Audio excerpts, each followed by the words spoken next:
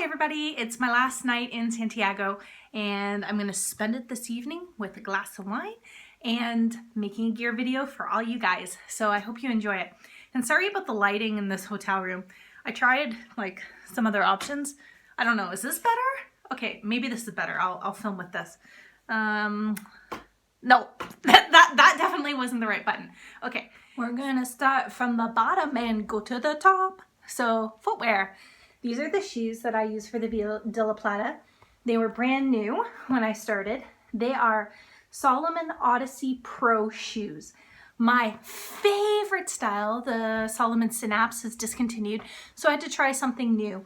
When I first tried on the shoes, I noticed they rubbed the back of my heels, so I cut them out before leaving, and my heels were totally fine. Didn't bother me.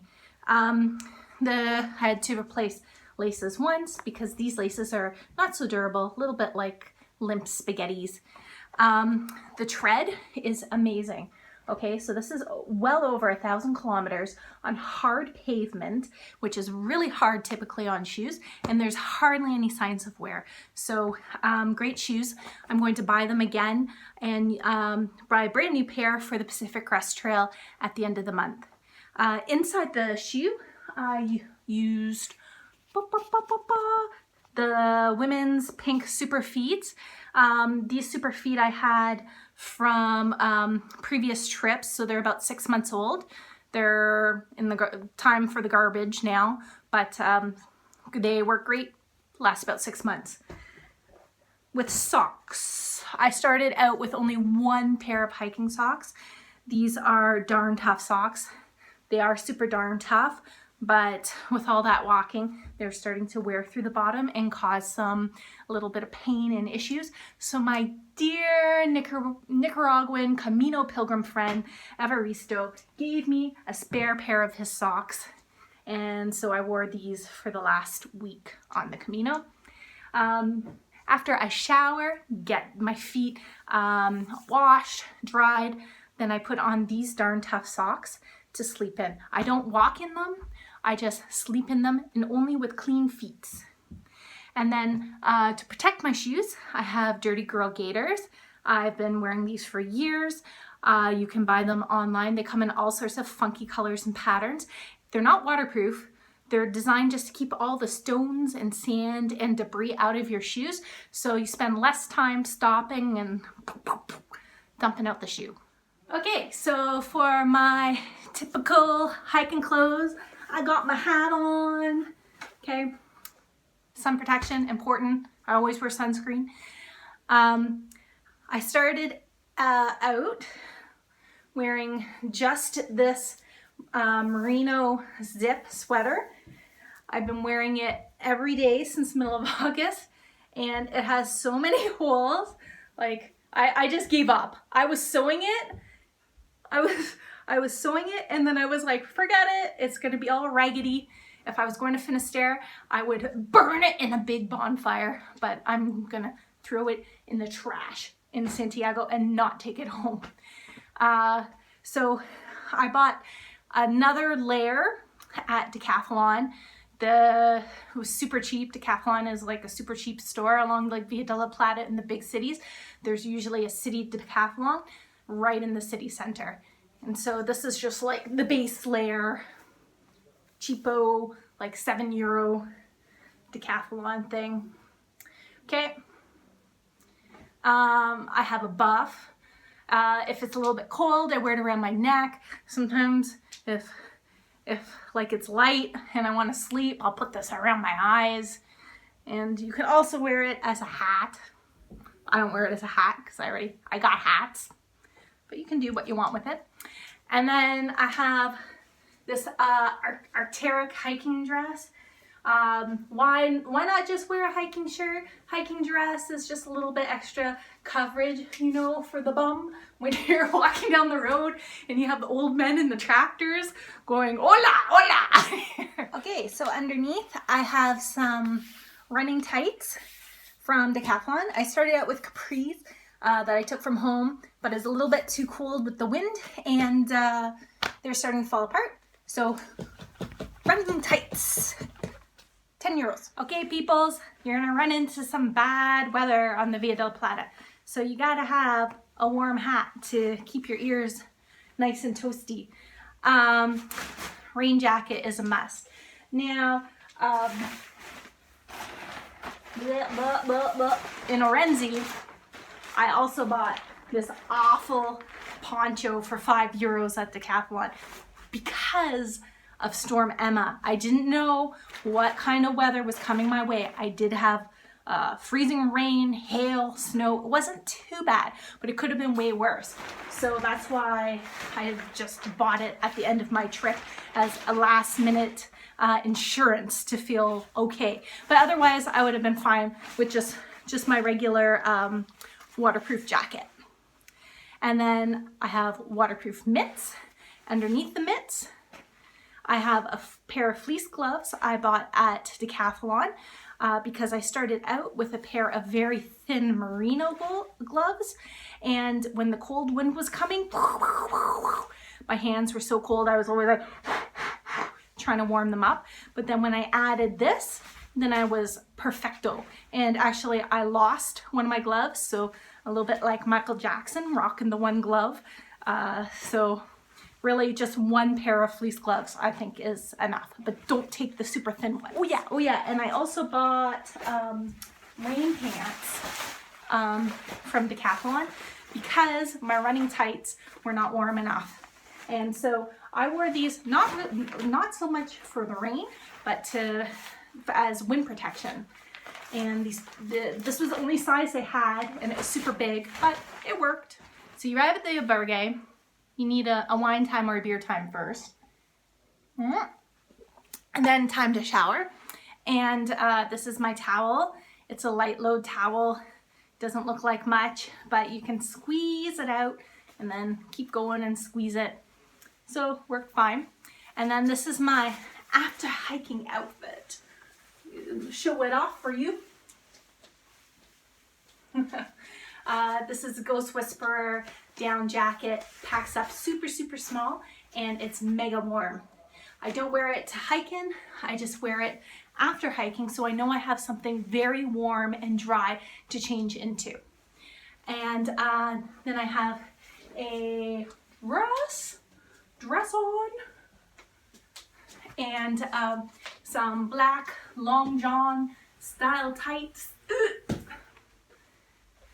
and clean underwear and a clean bra. After hiking, I like to wear the Icebreaker Merino Siren bra. You can Google that, ladies. It's really great and comfy to sleep in. This here is my sleep sheet. It is to protect me from the bed bugs, which I saw, and cucarachas, and any other little nasties out there on the blankies and crawling out of the beds. If I do have to say one thing, if you walk the Via della Plata in winter, please don't be like me. Take something warmer, because not all the albergues have heating. Not all the albergues have blinkies, and sometimes they have neither, and you may freeze all night, shivering, and then be a grumpy cat in the morning. I carried 2 bags on the way, my backpack, and a purse across my body. And then with my backpack, I had a bottle of water at all times in the side pockets. I'm gonna pack my backpack now so you guys can see all the stuff that goes inside. First up is a plastic liner to protect against the rain. You can also use a heavy-duty garbage bag. I've been carrying 2 packages of meat from Monasterio inside my pack, and I've been using it as a frame for my backpack. It's also been my emergency food if I ever got like a really big hungry on. I finally ate one today. This one I'm gonna try and take home and see if customs confiscates it. Okie dokie. Sunscreen, 110. Contact lenses, hairbrush. Fruit snacks is for emergency sugar. This is the case where I keep my glasses. I have an Ultralight umbrella. Style stand-up pee device. Pee like a dude. Plastic spoon for eating yogurts. pen. A variety of Ziplocs. This is the spare shoelaces. Toothbrush, toothpaste. I was a little bit sick before I started, so I have 2 puffers.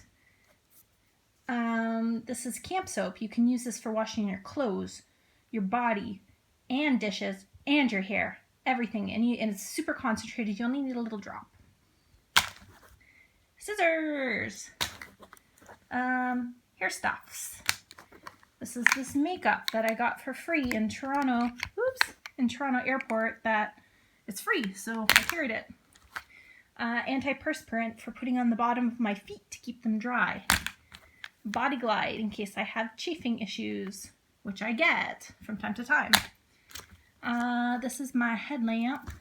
It's a little guy because I knew I wasn't going to be really hiking in the dark, and I just want to show you. It has a red light mode. Red light mode does not disturb people in their sleep, so it's great if you have to go pee in the night. And in case that fails, emergency light. Hand sanitizer, rarely used, but just in case. A little bit of skin lotion. This is a mini compass from Sanudo, and shout out to Sanudo because they gave this to me for free. Oh. And floss. Bringing the floss from home because it's hard to find here. This is for gear repair. It's duct tape wrapped around a pen. And then I also have some strips of Cuban fiber for gear repair. Safety pins, paper clip, nail file with some thread and a needle wrapped around. For blister stuff. This is also for blister stuff. Works really well. This is my big pile of like medication-y things, band-aids, allergy medications. This is water purification tabs, just in case I got really thirsty. Diarrhea stuff, Pepto-Bismol. Okay. Tweezers. Q-tips. Things for if you have a period. Tunes and headphones. My iPod is so old. The button fell off there, and I can't change the music on it, so it's permanently stuck in a time warp of 2008. But it has a lot of classic music on it, so I really like it, so I bring it. And then just one charger with the European adapter, variety of cords that I need, and I have an Anchor power bank, and this can charge my iPhone 3 times, maybe 4. Oh, and I have 2 Cuban fiber stuff bags to keep my clothing organized inside the pack. So I'm going to put everything inside. For my purse, I have my passport, credential, lip chap, and wallet.